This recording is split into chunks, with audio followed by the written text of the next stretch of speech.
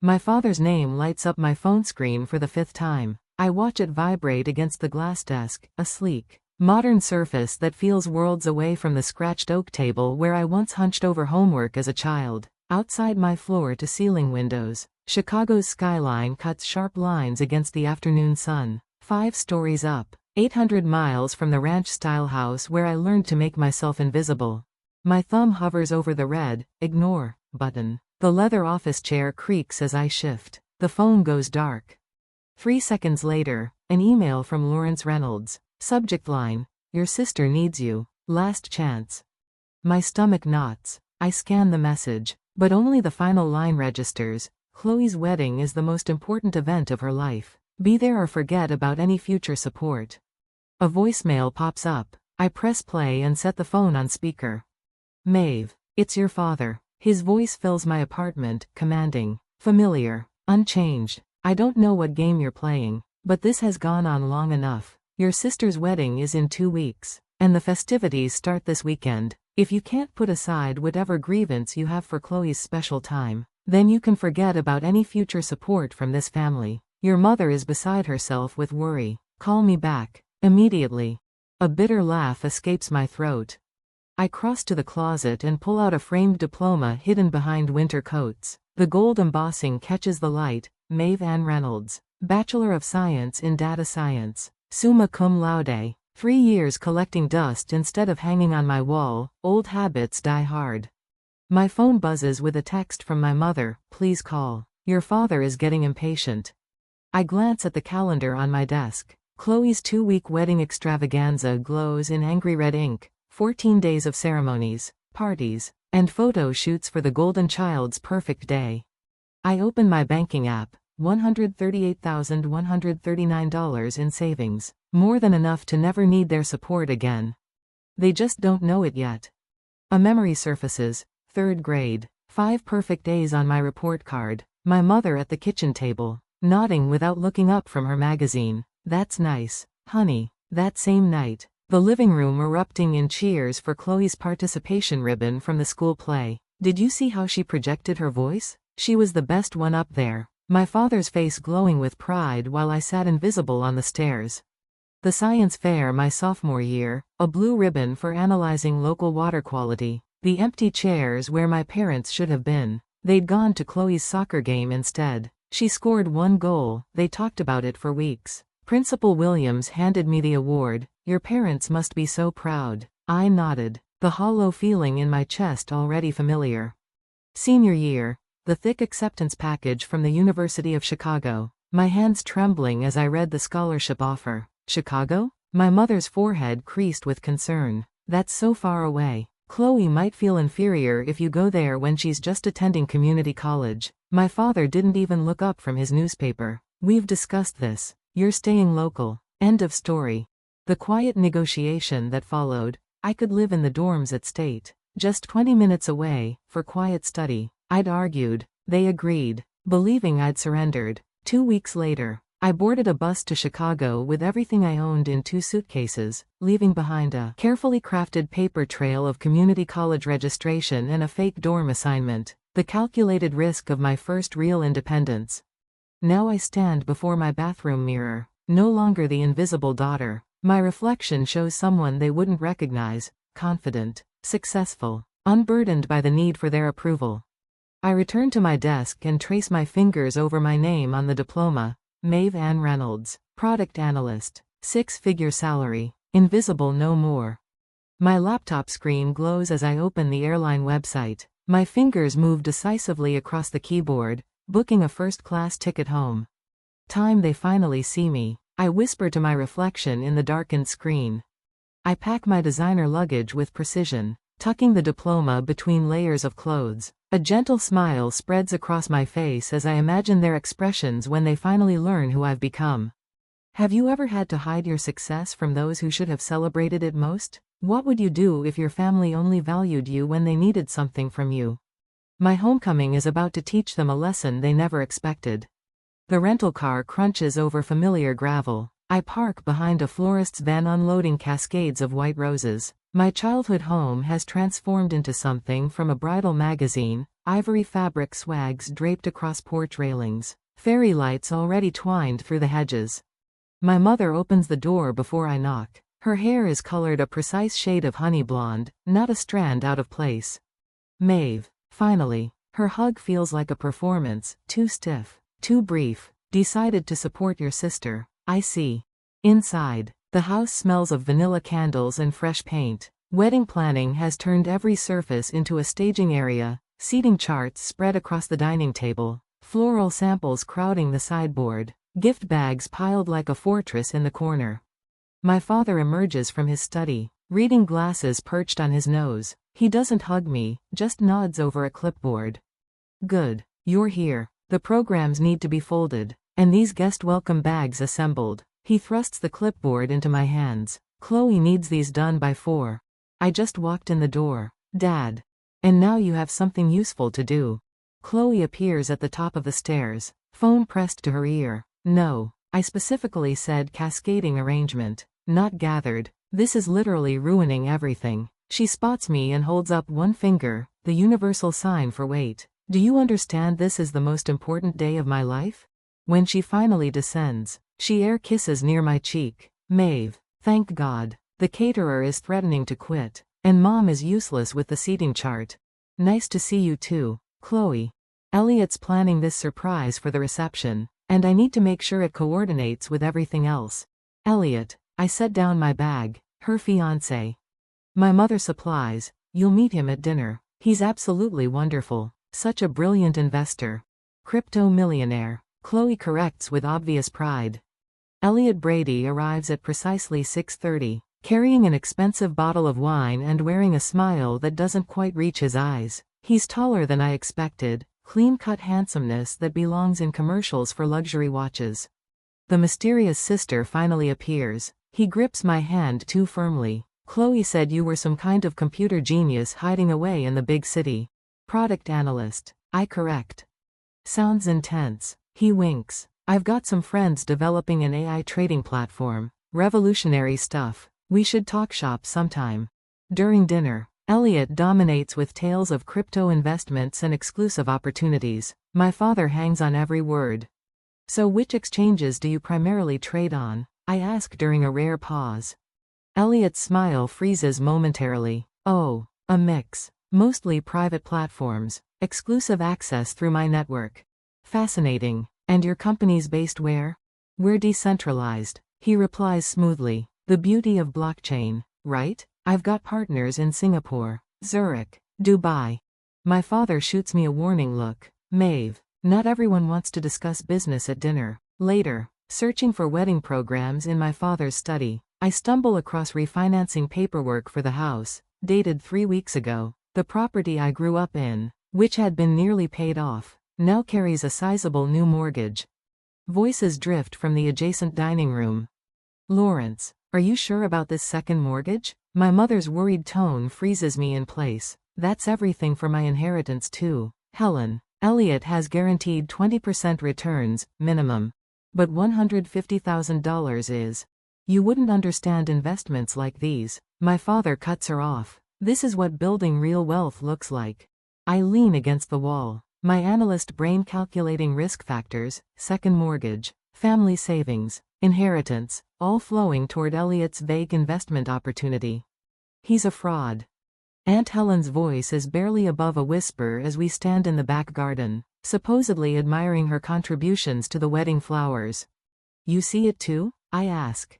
She nods, her gray eyes so similar to mine, sharp with concern. Your father won't listen to me. Started talking about how I've always been jealous of his success.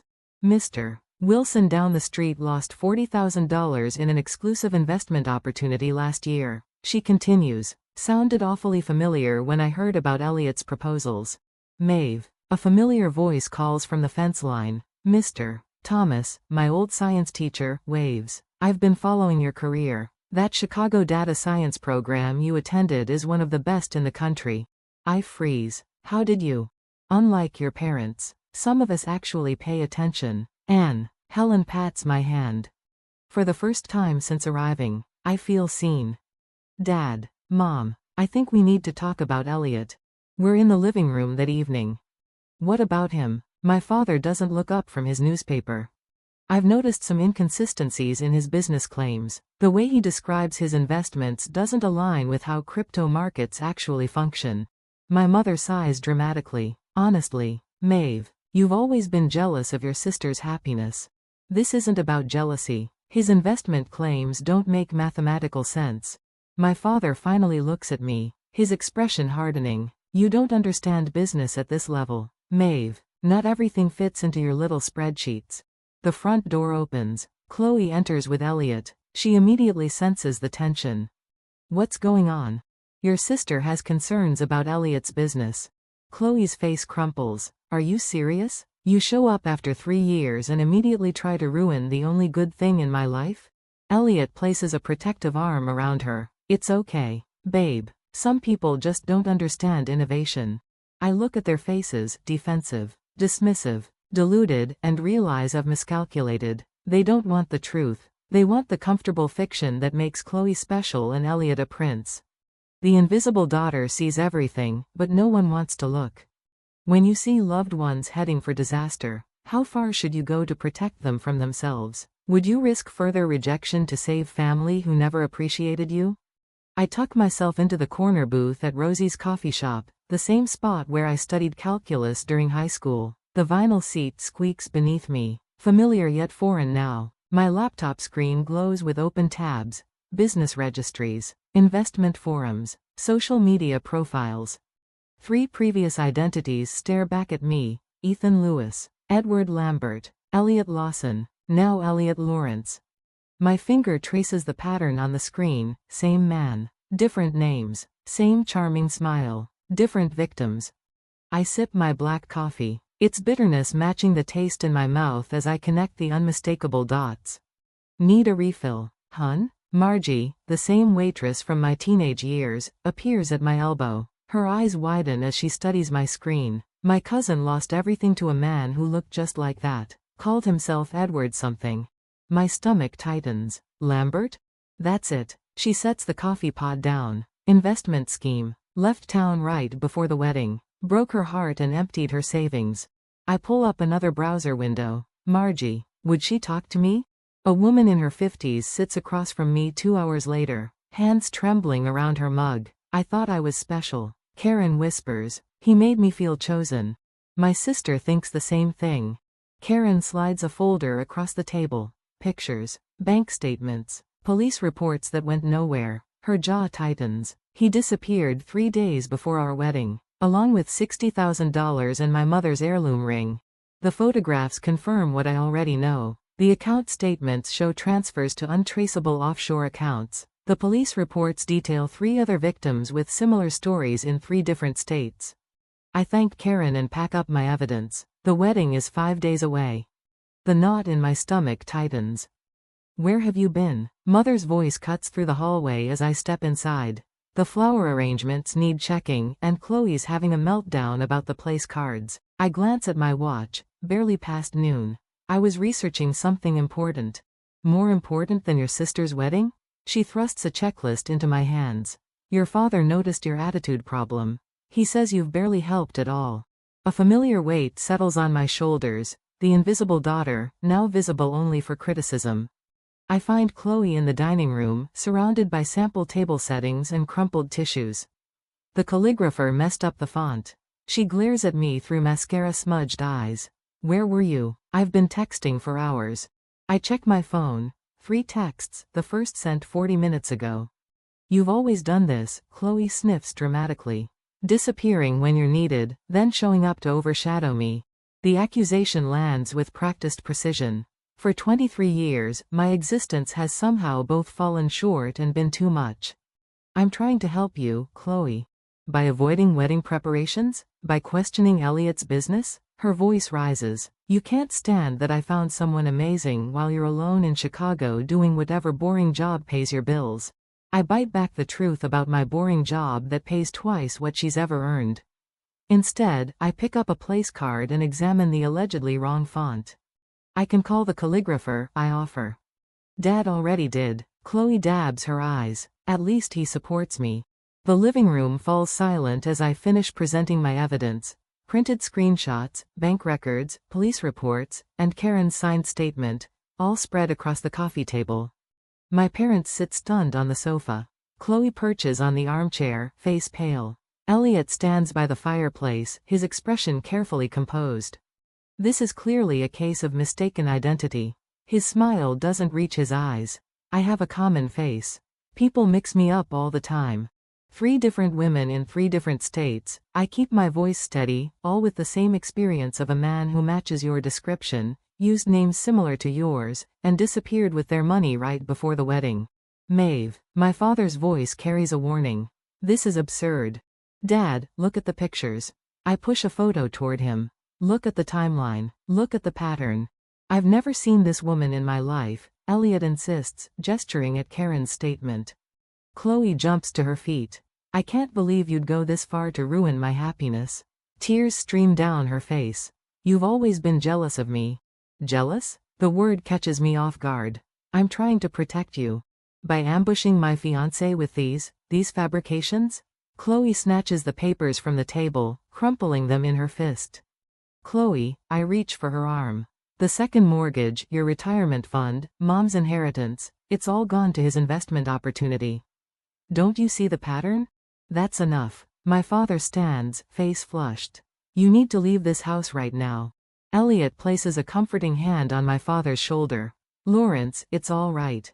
She's just concerned for her sister, misguided, but coming from a good place. His practiced sympathy makes my skin crawl. I'm not leaving. I stand my ground, straightening to my full height. And I'm not the same invisible daughter anymore. Silence falls across the room.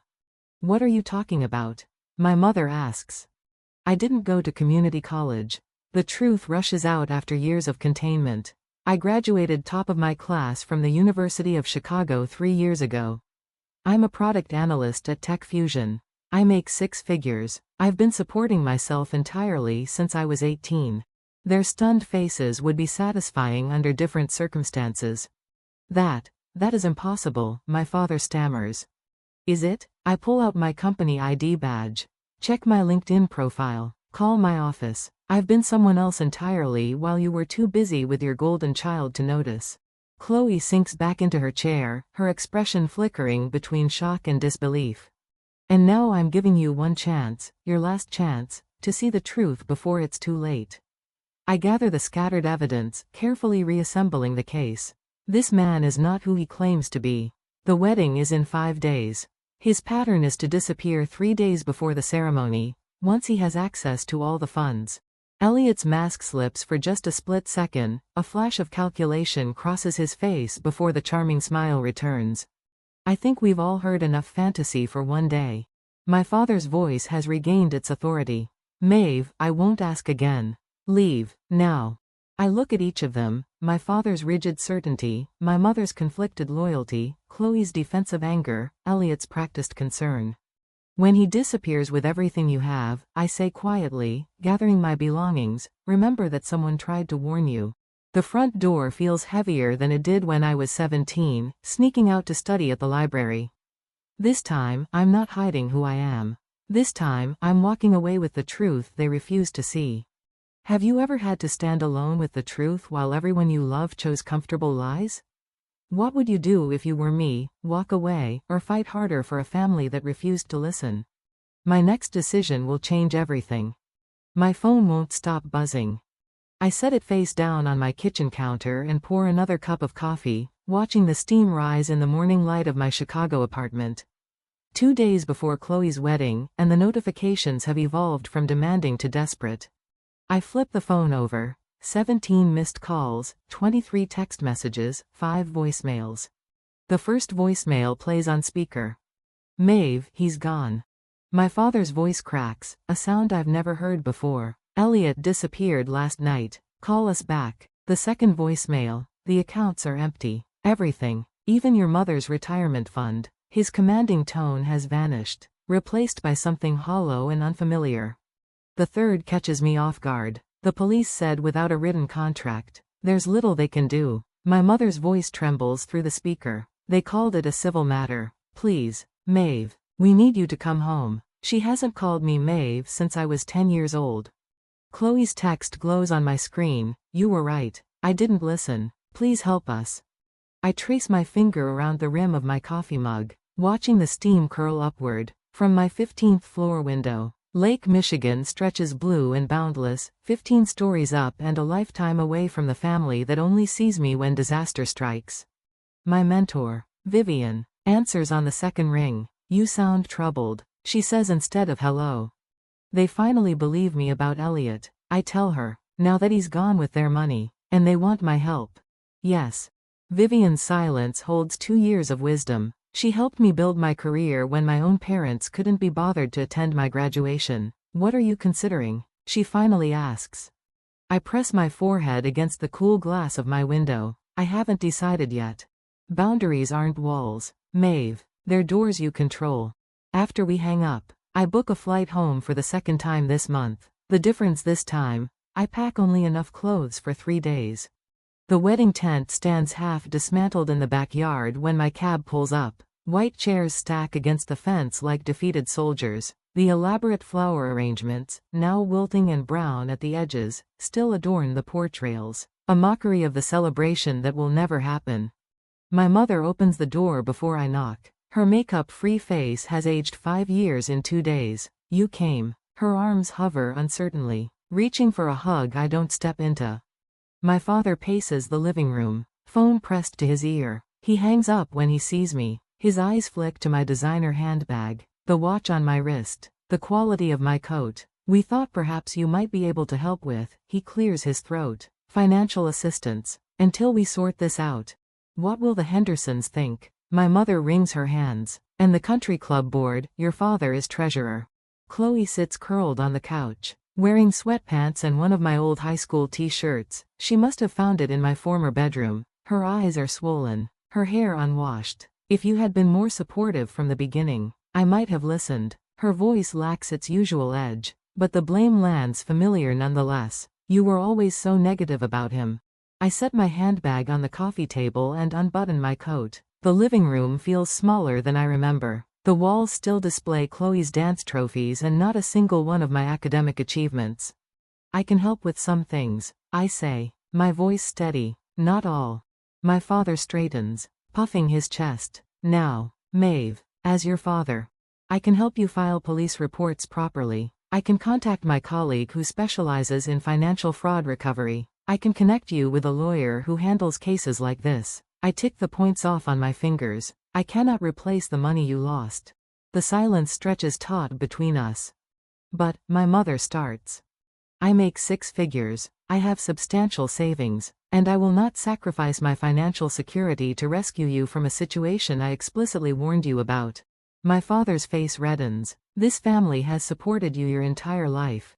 A laugh escapes me, short, unexpected, and sharp as broken glass. Did you? When? By putting a roof over my head? Food on the table? That's the legal minimum. Dad, that's not support. Chloe uncurls from the couch. So you're just going to abandon us? After being right? Is that what matters to you, being right? I meet her gaze steadily. What matters to me is being respected, being heard. I exhale slowly. You need me now, but you've never wanted me. There's a difference. My mother collapses into a chair. How can you be so cold? I learned from experts. The words slip out before I can catch them, and I don't regret them. For the first time, they all truly look at me, not through me or past me. They see the woman who built herself without their notice, who succeeded without their approval. These are my boundaries, I say quietly. I will help you navigate this legally. I will stay 3 days. I will not empty my savings account or co-sign loans. Those are my terms. My father starts to speak, stops, then tries again. When did you become this person? When you weren't looking. Father paces the living room, each heavy footfall drumming his authority into the floorboards I once tiptoed across. As head of this family, I've always made decisions with everyone's best interests at heart. He stops, squares his shoulders toward me. This situation requires a united front. I sit perched on the edge of the same armchair where I'd curl up with books as a child, trying to disappear. Not anymore. Mother wrings her hands, wedding ring clicking against her knuckles. Blood is thicker than water. Maeve, Surely you understand that now. The familiar weight of their expectations presses down. I straighten my spine. You've always thought you were better. Chloe's voice cracks. Her mascara-streaked face bears little resemblance to the beaming bride-to-be from wedding invitations still scattered across the coffee table. Perfect Maeve with her fancy job and big city life. I check my watch. They've been at this for 27 minutes, the coordinated pressure. The guilt. The attempt to make me fold like the paper dolls Chloe and I once played with. She got the pretty dresses. I got the torn scraps.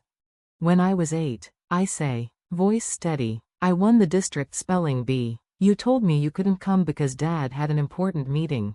Father's mouth opens. I raise my hand. I saw you both at Friendly's afterward with Chloe, celebrating her participation ribbon from field day. The silence hangs thick as summer heat. 10th grade. My science project on agricultural runoff won state recognition. The ceremony was the same night as Chloe's choir concert, where she sang in the back row. You chose the concert. Mother's gaze drops to her lap. My high school graduation. You left immediately after because Chloe had a date to prom and needed help with her hair. The grandfather clock ticks in the corner, marking seconds of uncomfortable truth. Christmas 2020. I got you each thoughtful gifts based on conversations we'd had that year. You gave me a generic gift card with the wrong name on it. The front door opens with a familiar creak. Aunt Helen stands framed in the doorway, clutching her purse like a shield. I saw it all. Her voice wavers but holds. Every recital you missed. Every achievement you downplayed. I watched this child wilt while you fawned over her sister. Father's face flushes crimson. This is family business. Helen. I am family. My aunt steps fully into the room. Someone in this room needs to acknowledge what happened in this house. I rise from the chair, my full height suddenly apparent in this room where I spent so many years trying to shrink myself. I'll help with the house. My voice fills the space I never claimed before. I'll cover the second mortgage. I'll arrange for the credit card debt to be consolidated. Their faces flash with relief, quickly hidden. But I won't help with your reputation. I won't pretend Chloe wasn't scammed by a man any decent background check would have flagged. I won't lie to the neighbors about where the money went. I meet each of their eyes in turn. I won't attend any community functions where you parade me around as the dutiful daughter who swooped in to save the day. Father's jaw clenches. You don't get to dictate terms in my house. I do when I'm the one with the means to save it. The words taste unfamiliar, powerful, certain. My assistance comes with legal protections for me. The money will be handled through formal channels with documentation. You won't have direct access to any funds. Think of it as a business transaction, not a family bailout. Mother's eyes widen. We're not some charity case. No, you're not. Charity doesn't come with requirements. This does. From my briefcase, I withdraw 3 copies of a document my lawyer prepared. The paper makes a crisp sound as I place them on the coffee table. This outlines the terms of my financial assistance, a one-time solution, not an ongoing relationship. I'll transfer the funds to pay off the second mortgage directly to the bank. The credit card consolidation will go through a financial advisor I've selected. This is ridiculous. Father blusters, but his eyes track the papers. The second page is an acknowledgement. I tap the document. It states that for years, you consistently favored one child over the other, creating an environment of emotional neglect. Mother gasps. We would never sign such a thing. Then I'll leave, and you can explain to the bank why you can't make next month's payment.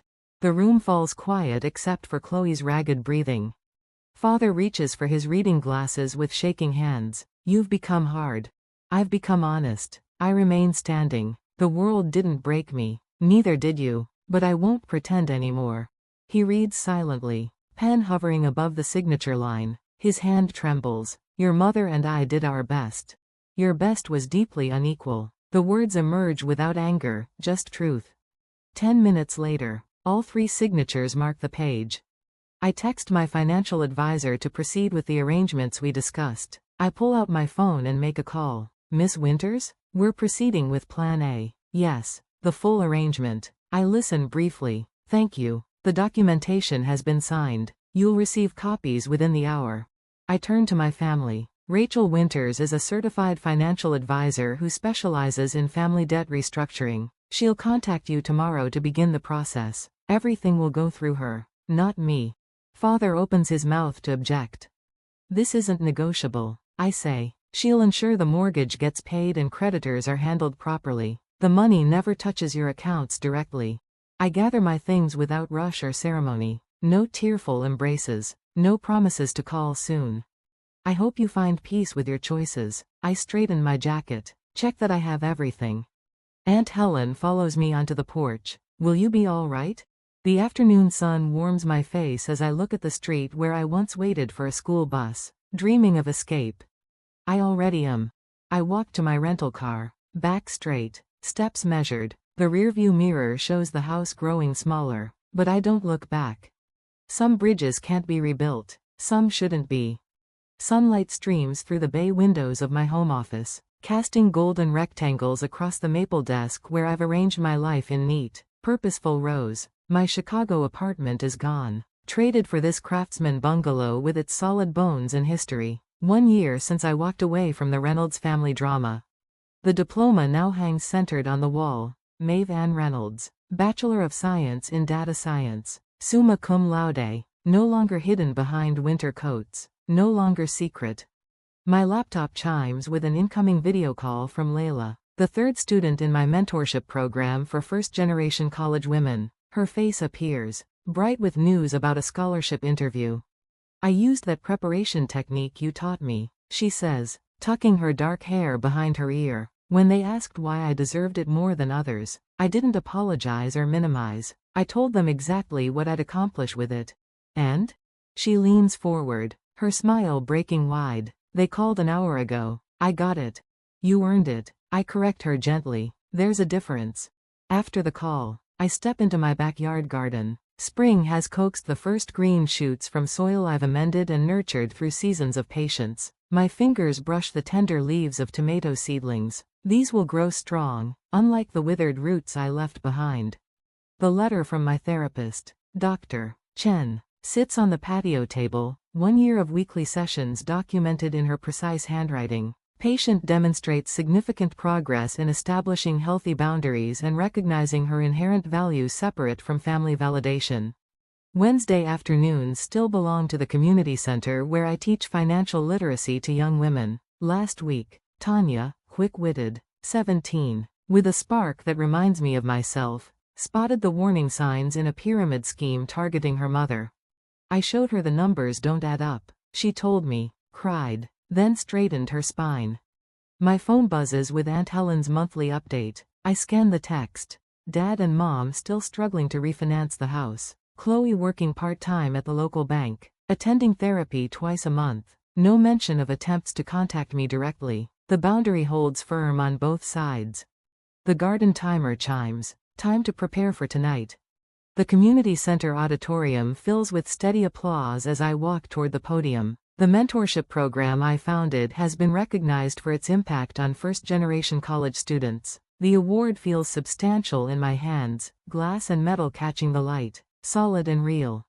I scan the crowd as I speak. No empty chairs where parents should sit. Instead, drive. Chen nodding encouragingly from the third row. My neighbor Mrs. Grayson, who brings me heirloom tomato seedlings, beaming with unrestrained pride. Colleagues from work who value my analytical mind for exactly what it is. Friends who ask how I'm doing and actually wait for the answer. When I started this program, I tell the audience, I thought I was helping others find what I never had. What I discovered instead was that worth doesn't come from external validation. It grows from within when we truly see ourselves. Back home, I open my laptop to finalize details for the Reynolds Visibility Scholarship for academically accomplished students whose achievements have been overlooked. The essay question reads, describe a time your contributions went unrecognized and how you maintained your sense of value. A notification pops up from Sasha, my first mentee. You saw me when no one else did. That changed everything. As twilight softens the edges of the day, I water my garden with methodical care. The tomato plants stand alongside peppers, zucchini, and herbs, each one chosen, planted, and tended by hands that know their own strength. The rustle of leaves in the evening breeze sounds like whispered approval. I touch the stem of a rose bush I pruned severely last fall. It's sprouting new growth, stronger than before. Some things grow stronger when cut back, I whisper. A smile tugs at my lips as I survey the life I've built, thriving, rooted, and finally, completely visible.